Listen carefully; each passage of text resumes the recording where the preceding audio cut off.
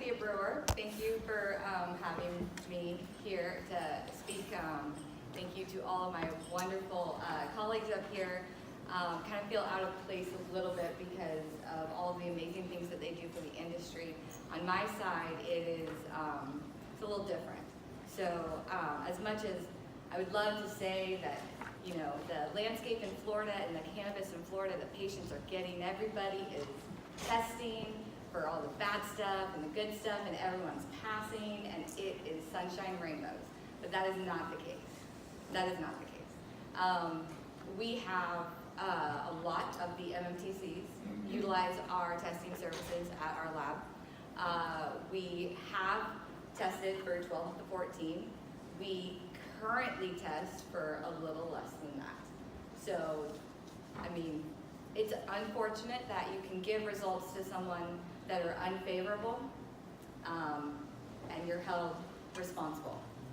So that is a burden that our company has had to bear. That's something that we will continue to fight, that as long as we are doing the right thing, patients should always be the bottom line. There's no negotiation on that. Myself, James, and Chris at the lab all have a personal story tied to cannabis. It's not just like we woke up one day and we're like, we're going to start a laboratory. It all came to fruition, but it all started from a place of darkness and sadness.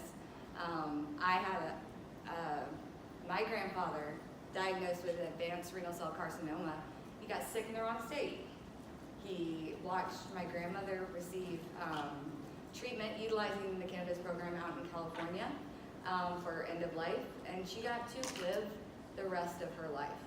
She had a full heart, full house, full stomach, and that transition was so much easier for the family to cope with. I mean, it was a hard loss, but after she was gone, he moved to Florida to be closer to us.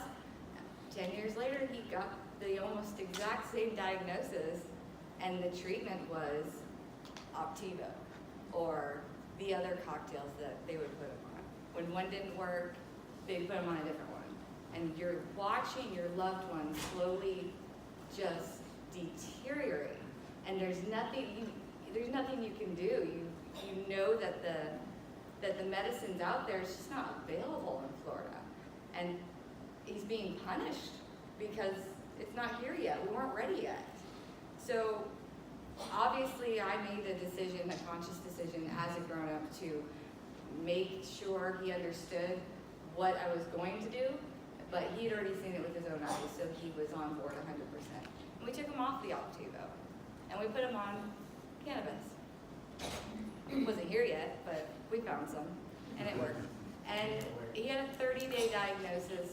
He had 30 days terminal, and he had 365 additional days of going and watching sunrises on the beach and eating Wendy's at 3 a.m. If he wanted it, he got it. There was no nonsense. So there is a give a damn still intact with myself. My partners, James and Chris, they both have personal stories that if they choose to share it, I would, encourage them. But that's why we do this. Like, testing's, it's not sexy. I mean, we can try and make it that way and teach people, but I mean, it's not. It's science. I mean, it is what it is. It's facts. It's data. It's the nuts and bolts, and it's the important stuff that makes up this program and how the patients are going to react to it. So, although I would love to say that one product is going to be, like she had mentioned earlier, flour could be potentially an issue for people that are immunodeficient, but it doesn't mean concentrate is safer at all. Flour has issues, concentrates have issues. Any proprietary new things that we get in the lab or that my clients are thinking about making, especially with edibles, doesn't mean that's going to be safe. I mean, this industry is constantly going to be a trailblazing type of industry. There's not one item I can think of that is a food and a medicine at the same time. I mean, unless somebody has one, they can shout it out. But it is very difficult. Department of Ag handles food, Department of Health handles medicine, and then now you have a food medicine. And so yeah, there's going to be a little stall in regulation and in form, but Department of Ag and Department of Health, I think, have been very vocal about asking for facts, data, opinion, help in different facets. And if somebody asks you for help, you help them. You don't have a second vendetta, you help them. You give them facts, you give them data without opinion, without your personal perspective on what you think they should do. Just give them the tools they need to make an informed decision. So with testing regulations though, patience is out the window for me. So we've seen a lot. It is a very vulnerable feeling to see after knowing and seeing the personal perspective, some of the results, and you can't say a word because I have to honor the privacy of the relationships with my patients.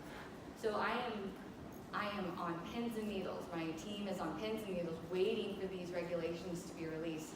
These thresholds, these analytes that we have been accredited in, we've got our AOAC done. Everything you have asked us to do, we have done. We are ready to go. The day they drop, my application will be on that desk in paper form, on a flash drive, whatever they want. I'll make a PowerPoint, I'll act it out on stage for them. I don't care. I'm ready to go. I'm ready to be certified as a laboratory. I'm ready for us to get the regs in place. There is no reason why we need to talk about one thing until we have regulations in place. Everything has to be tested. These are the sickest people in our state. These are the most vulnerable people in our state. This is a geriatric population that is utilizing cannabis, which is amazing for our industry. But then there's also a younger population that is utilizing it. There's veterans that are utilizing cannabis for PTSD. They might not have immunodeficient disorders, but they deserve clean medicine. Thank you. Preach.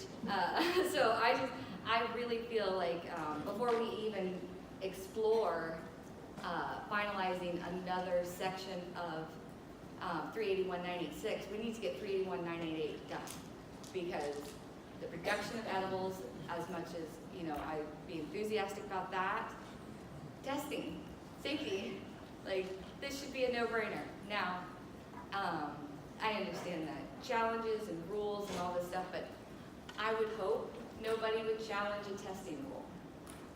Fingers crossed. But I've been surprised before. So we don't ever want to lose the focus on patient safety and making sure that the patients are kept and the integrity of their medicine is kept intact. It's not about money. I mean, money helps you get bigger, make more labs, hire more people, to test more medicine, to keep more people safe. It's important on a visceral human level to give a damn, and I feel like no matter what, someone can challenge mine and I'd be happy to go toe-to-toe. So from my perspective, I want testing regs. I want those regs to be enforced and endorsed by physicians, because at the end of the day, it's their patients. That how would you ever know that something that maybe was tested, maybe didn't make your patient sicker, didn't contribute to the decline of their well-being? We don't know. So let's make sure that we know, and then it's also about wellness versus medicine. So this is not the opinion of Evio Labs and or our affiliates, so there's my disclaimer, but I think that with an adult use market, it's gonna happen. It needs to be treated like wellness. If you would like to participate in any facet, you know, by all means, I mean, you take a vitamin to maintain wellness. This would be another type of modality that you can utilize. It's gonna happen. We just need to do it the right way and keep everybody safe. Whether they wanna do it for adult use, I'm not gonna say fun, or for medical use, we know there's something in this plant that has worked. It does work. I've seen it work. I bet you guys have too. So let's try not to play God and, you know, change the wheel. Let's just do it the right way and keep everyone safe. So Thank you. that's all.